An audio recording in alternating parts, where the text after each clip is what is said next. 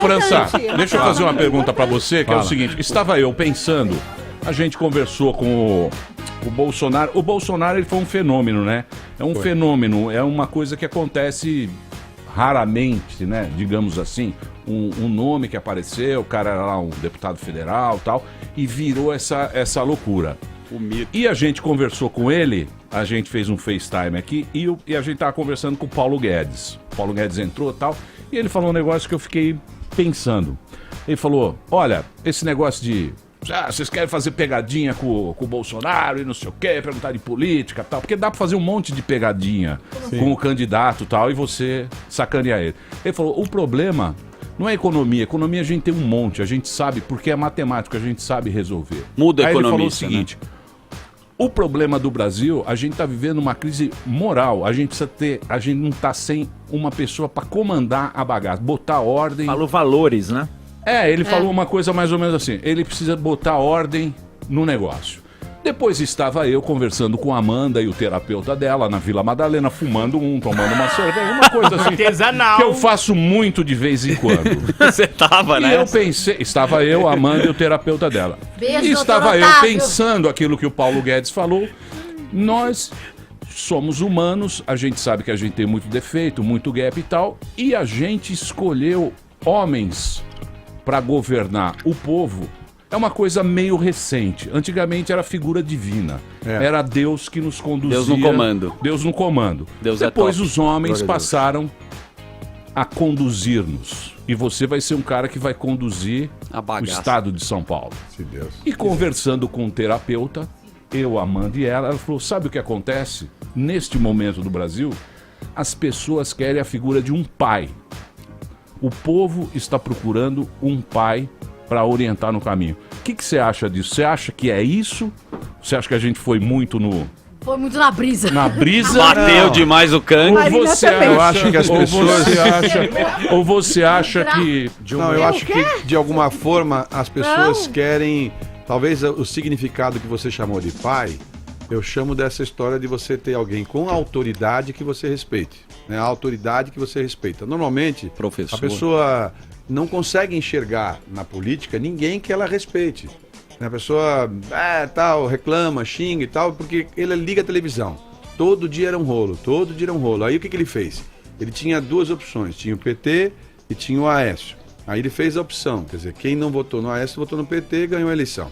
Poxa, depois que passou o período, os caras que votaram no Aécio lá do 45 também ficaram chateados com o que aconteceu. Então, gerou uma frustração generalizada. E de alguma forma é como se ele representasse essa frustração de todo mundo. Porque ele é uma pessoa que tem um jeito de falar duro, tal. Veja, ele não é uma pessoa desconhecida da gente. Ele conviveu na Câmara há 20 anos como deputado. Super, pô. Ele não é uma pessoa desconhecida e nem é fora da política, né? Ele é ao contrário, ele fez muito tempo de carreira política, né? O que aconteceu nessa eleição é que poderia ter dado espaço para alguém da política sobreviver. Aí houve um episódio que não é um episódio normal, que foi a história da facada. Porque como ele não tinha tempo de televisão, ele talvez tivesse dificuldade de poder se defender, os ataques e tal. Mas veio a história da facada, ele se recolheu, toda a imprensa, claro que chamou muita atenção, ele passou dias e dias e dias. Eu me lembro no Fantástico, foram 2 blocos falando sobre esse assunto. Então chamou muita atenção. Ele foi poupado em algumas coisas, não teve que se expor em outras. E volto a insistir, você ouve ele falando, você pode falar, eu discordo de tudo que esse cara fala, mas não parece que ele está mentindo, ele não parece que está fingindo. Ele não entendeu? muda o discurso. Não muda. você quer dizer que o Haddad mente? Não, É não, isso eu não que- tenho uma relação, não. O Haddad não é que o Haddad mente. O Haddad, por exemplo, na minha visão, ele é um cara simpaticão, é um sujeito, ele me lembra um cara tucano, filiado no PT. Ele tem um jeitão assim meio leve, de professor de Ele faculdade esconde o leite, tal, como se entendeu? E diz você no não acha interior. que foi esse o Esconde o problema do Alckmin também, de não ter se posicionado? Você não acha que esse foi... Você sabe que depois que a obra está pronta, né? É fácil. Que nem o Dória falar que vai derrubar a Hebraica, né? Depois que está pronta, veja bem, agora que já estamos com essa situação, não tem mais o que Você ser é feito, bom, né? Não tem o que ser feito. Quer dizer, agora nós temos que evitar que o Brasil leve essa disputa para sempre. Nós temos que fazer com que, na minha visão, a partir de São Paulo, a gente ache um eixo. Eu volto a falar.